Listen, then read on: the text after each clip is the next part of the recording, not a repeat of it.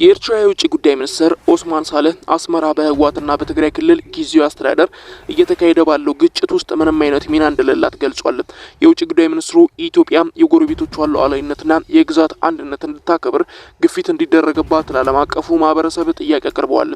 ኦስማን ይህንን የተናገሩት ማክሰኞ መጋቢት 9 2017 ዓ.ም መቀመጫውን አስመራ ያደረጉ የዲፕሎማት ማህበረሰብ አባላት በሰጡት ማብራሪያ እንደሆነ የሀገሪቱ ማስታወቂያ ሚኒስትር የማነ ገብረ መስቀል በኤክስ ገጻቸው ላይ አስፈረውታል።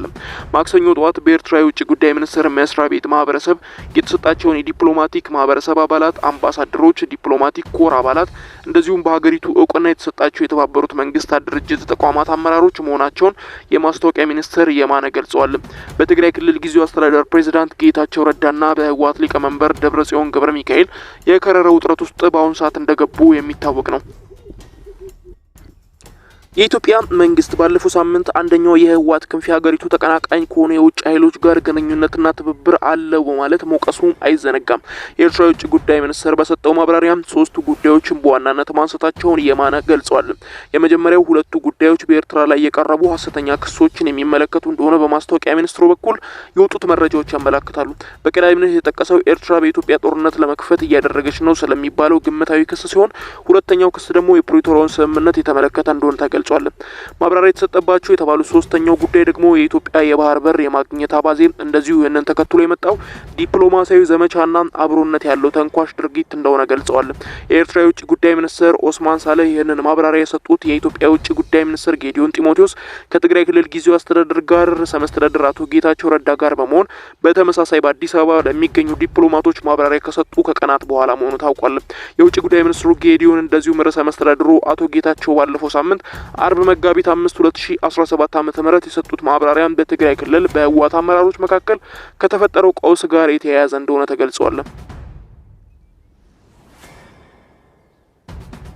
በዚህም ማብራሪያ ላይ የውጭ ጉዳይ ሚኒስትር በዶክተር ደብረጽዮን ገብረ ሚካኤል የሚመራው የህወሓት ክንፍ ለኢትዮጵያ ጠበኛ ከሆኑ የውጭ ኃይሎች ጋር ግንኙነት እየፈጠረ እንዳለ እንደዚሁም መግለጻቸው ይታወቃል። በወቅቱ ገለጻ የሰጡት አቶ ጌታቸው በበኩላቸው በሌላኛው ክንፍ የሚገኙ የተወሰኑ የህወሓት ወታደራዊ አመራሮች ከፌዴራል መንግስት ጋር በሚደረግ ንግግር የመደራደር አቅማቸውን ለማሳደግ በሚል የኤርትራ አመራሮችን ማግኘታቸውን ገልጸዋል። ይህንን ክስ ህወሓት የማይቀበለው ሲሆን በቅርቡም የክልሉ ምክትል ፕሬዝዳንትና የጸጥታ ዘርፍ ኃላፊ ሌተናል ጀነራል ታደሰ ወረደ የትግራይ የጸጥታ ኃይሎች ከኤርትራ ጋር ግንኙነት አላቸው መባሉን ስህተት ነው ማለታቸው ይታወቃል። የኤርትራ የውጭ ጉዳይ ሚኒስትር ኦስማን ዛሬ በሰጡት ማብራሪያም ግን የኤርትራ መንግስት በህወሓትና በትግራይ ጊዜያዊ አስተዳደር መካከል እየተካሄደ ባለው ውስጣዊ ግጭትና ውጥንቅጥ ምንም አይነት ሚና እንደሌለው ገልጸዋል። ኤርትራ ከዚህ ውጪ የሚቀርቡ ክሶችና ወንጀላዎችን ሙሉ በሙሉ ውድቅ እንደምታደርግም ገልጻለች። የኤርትራ መንግስት የፕሪቶሪያውን ስምምነት የሚመለከት የኢትዮጵያ የውስጥ ጉዳይ አድርጎ መሆኑን የተናገረ ሲሆን የውጭ ጉዳይ ሚኒስትሩም ሀገራቸው በስምምነቱ ሂደት ጣልቃ የመግባት ምንም አይነት ፍላጎት እንደሌላት መግለጻቸው ተሰምቷል። በጥቅምት 2015 ዓ.ም ከጦርነቱ ማብቃት በኋላ የኤርትራ መከላከያ ሰራዊት ዓለም አቀፍ እውቅና ባለው የኤርትራ ድንበር ውስጥ መልሶ መሰማራቱን የውጭ ጉዳይ ሚኒስትር ለዲፕሎማቶች ማስረዳታቸው ይታወቃል። ኦስማን የኤርትራ መከላከያ ሰራዊት አሁንም በኢትዮጵያ ግዛት ውስጥ እንዳለ የሚነገር ወይም ደግሞ የሚያመላክት ምንም አይነት መረጃ እንደሌላቸው ገልጸው ለኢትዮጵያ ውስጥ ችግሮች ኤርትራ ማምለጫ ማድረግ አያስፈልግም ሲሉም ተናግረዋል።